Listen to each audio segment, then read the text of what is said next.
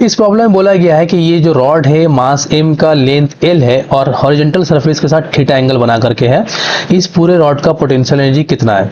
तो सवाल सबसे पहले ये उठता है क्या हम लोग mgh यूज नहीं कर सकते, तो जवाब है नहीं। इसलिए क्योंकि बोल चुका है कि ग्राउंड में पोटेंशियल एनर्जी का वैल्यू 0 है और रॉड का ये वाला एंड ग्राउंड को टच कर रहा है, तो इस एंड का पोटेंशियल एनर्जी 0 है और ये वाला एंड सबसे ज्यादा हाइट पर है, इसलिए इस एंड का पोटेंशियल एनर्जी सबसे ज्यादा है। बाकी जो पॉइंट दिख रहा है रॉड का जो हिस्सा है, ये सबका पोटेंशियल एनर्जी हाइट के चेंज होने की वजह से बदलता जाएगा। इसलिए डायरेक्टली mgh फॉर्मूला हम लोग यूज करके इस पूरे रॉड का पोटेंशियल एनर्जी नहीं निकाल सकते। तो अब निकालेंगे कैसे, उसे देख समझते हैं। सबसे पहला काम ये करो कि मास पर यूनिट लेंथ निकाल लो, मास पर यूनिट लेंथ। तो पूरे रॉड का तुम्हें मास दिख रहा है m है, तो पर यूनिट लेंथ कितना हो जाएगा m/l। अब ऐसा अज्यूम कर लो कि dx लेंथ, ये dx लेंथ है, इसका मास कितना होगा, तो मास ऑफ, यहाँ पे लिख लेता हूं मैं dx, जो कि इस एंड से x डिस्टेंस पर है, ठीक है। और यहाँ पर x का वैल्यू 0 है और इस एंड पर x का वैल्यू l है। तो मास ऑफ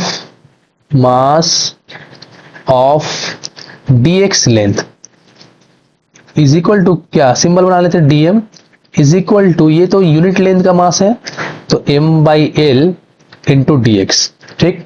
अच्छा अब ऐसा कर लो कि ये जो मास है dm, यहाँ पर मास कितना मान लिया मैंने dm, तो ये dm ग्राउंड से कुछ हाइट पर होगा, सपोज कर लो ये हाइट h है, तो sine theta is equal to हम लोग लिख सकते हैं परपेंडिकुलर बाय हाइपोटेन्यूज। परपेंडिकुलर कौन है, h है, और हाइपोटेन्यूज कौन है, ये x है, तो x लिख लेते हैं। Therefore h is equal to क्या लिखेंगे हम लोग, x साइन थीटा, ठीक है। अब आगे चलते हैं हम लोग, इस dm मास का पोटेंशियल एनर्जी निकाल लेते हैं। तो पोटेंशियल एनर्जी ऑफ dm क्या लिखेंगे, छोटा सा सिंबल du बना लेते हैं, फॉर्मूला यूज करो mgh, तो m कितना है dm, g और h कितना है x साइन थीटा, ठीक है।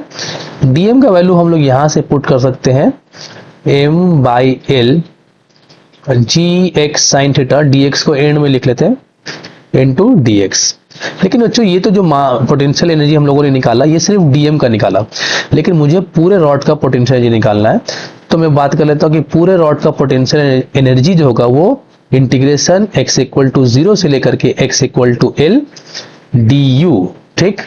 अब वैल्यू पुट कर लेते हैं। अच्छा ये 0 रखते हैं और ये l रखते हैं। du का वैल्यू कितना है, m/l g साइन थीटा और x dx को एंड में लिख देते हैं। अब m/m g sine theta by l को बाहर कर दो, ठीक है। x dx का इंटीग्रेशन क्या हो जाएगा, x स्क्वायर बाई 2, 0 से l। अब वैल्यू पुट कर देते हैं mg sine theta by l, और ये 2 है, l स्क्वायर बाई 2 माइनस 0, तो मतलब l स्क्वायर बाई 2 बचा। अब स्क्वायर l स्क्वायर और ये l कैंसिल हो गया, तो क्या मिला, mg sine theta l, mgl को यहीं पे रख देते हैं। चलो 1 मिनट, थोड़ा सा यहां पर ऐसा कर लेते हैं, mgl साइन थीटा बाई 2, ये हम लोगों को एक फॉर्मूला मिल गया पोटेंशियल एनर्जी इस पूरे रॉड का। अब बच्चों इस फॉर्मूले का यूज करके हम लोग किस रॉड को किसी भी एंगल पर रख करके उसका पोटेंशियल एनर्जी निकाल सकते हैं। कैसे, मैं एक एग्जांपल दिखाता हूं। सपोज कर लो, पहले थोड़ा सा इसको इरेज कर लेता हूं, कॉपी कर लेना तुम लोग। अभी यहां पर देखो मैं क्या कर रहा हूं कि इस रॉड को ना पूरा वर्टिकल स्टैंड कर देता हूं। जब रॉड को पूरा वर्टिकली ऐसे खड़ा कर दूंगा तो तुम बताओ ये एंगल कितना डिग्री चेंज हो गया, ये पूरा एंगल 90 डिग्री का बन जाएगा ना, ये 90 डिग्री। तो जब ये 90 डिग्री हो जाएगा तो इस फॉर्मूले का यूज करके हम लोग बोल सकते हैं कि इस रॉड का जो पोटेंशियल एनर्जी होगा वो mgl साइन 90 डिग्री बाई 2, तो ये 90 डिग्री वैल्यू 1 हो गया, तो मतलब मिलेगा हम लोग को mgl बाई 2।